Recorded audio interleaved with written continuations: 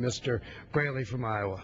Well, I thank my friend, and I want to remind my friend from Kentucky that I actually had the privilege of following him immediately during that hearing and questioning the CEOs of AIG.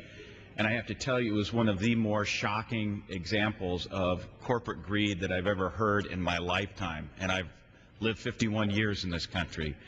But I think one of the things that we've talked about is the reality that we as taxpayers now own approximately 80% of this company because of the investment that we've made. So my recommendation to Treasury Secretary Geithner and President Obama is that we rename AIG to properly reflect and offer a lasting lesson to the American people of what happened here. I'm going to recommend that we rename this company Arrogance Inspires Greed, because that is exactly what we learned on October 7th, 2008, when we had a hearing in the Oversight Committee and got to the bottom of this problem. So let's have a short history lesson of exactly what led this company into the crisis that brought it to the American government for help. We learned that the principal actor responsible for the demise of AIG was an employee named Joseph Cassano. And Mr. Cassano operated the London office of AIG, its financial product division, which was primarily the unit that sold credit default swaps that helped bring down AIG. And if you go back to the presidential election, you may recall that CNN was running a feature during this time that had the 10 top villains responsible for the collapse of our financial system. The number one culprit that they identified was Joseph Cassano. Here's why. Mr. Cassano, who was president of this division, was paid $280 million in cash during the last 8 years of his employment, far more than the CEOs of AIG made.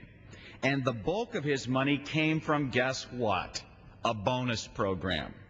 In fact, for every dollar that his unit made, Mr. Cassano and the executives who worked with him got 30 cents on the dollar. And this was a unit that was trading in trillions of dollars of credit default swaps. To make matters worse, on February 28th of 2008, AIG posted losses, record losses of $5.3 billion. And the main reason for those losses was that Mr. Cassano's division had lost $11 billion. So what did AIG do? Well, as a responsible corporate citizen, it fired Mr. Cassano. And the very next day, it gave him a severance agreement that Mr. Yarmouth talked about, paying him $1 million a month and allowing him to keep that $34 million in uninvested bonuses. So he was paid essentially to do nothing, $1 million a month. And so when we had this hearing in October of 2008, 6 months later, and these corporate CEOs who were in charge of the company during the period of time when he was receiving those payments were called to account for the conduct of this company, these are the questions and answers that I got. The first CEO was Mr. Willemstad. Mr. Willemstad, let me start with you. As CEO of AIG, you had authority until September 17th, 2008 to cancel Mr. Cassano's consulting agreement for cause, but you never did that, did you? And his answer, no. Second CEO, Mr. Sullivan. As a CEO for AIG during the period from March 11th through 2008, when this severance agreement was signed between AIG and Mr. Cassano through June 15th of 2008, you had the authority to cancel his consulting agreement for cause, but you never took that action, did you? His answer, that is correct. Think about that. The one person identified as the principal culprit for the financial collapse of this country and the global economy continued to receive $1 million a month after driving this truck off the cliff. It was shocking then. It's more shocking now because the losses continued to mount.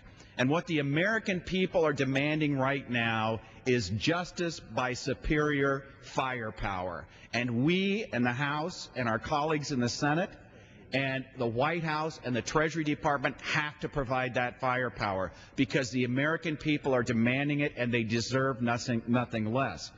But there were a lot of things that came up during that hearing, and one of them we talked about was this philosophy that less regulation is always better.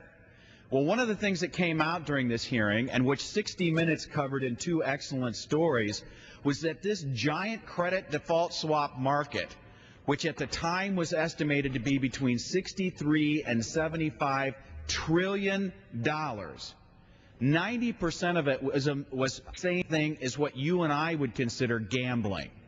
So back in 2000, when they had a chance to get a handle on this and provide some type of governmental oversight, what happened? Well, they could have classified it as insurance and made it subject to insurance regulation in all 50 states, but they decided not to. So then they could have decided, well, this is gambling. Let's make it subject to gaming regulations in all 50 states. They decided not to. Well, it's kind of like a security. Maybe we should make this part of the Securities and Exchange Commission. They didn't because of this push against any form of regulation. So now, in 2009, we are sitting here with no effective oversight at the state or federal level of this enormous credit default swap market. That has to change, and it's part of the ongoing regulatory reform we are pushing in the 111th Congress. We have to do it, and we have to be smart about how we do it so we don't find ourselves in this position again. So I just want to emphasize justice by superior firepower. Congress has a responsibility to act, and with that, I'll yield back to my friend from Kentucky.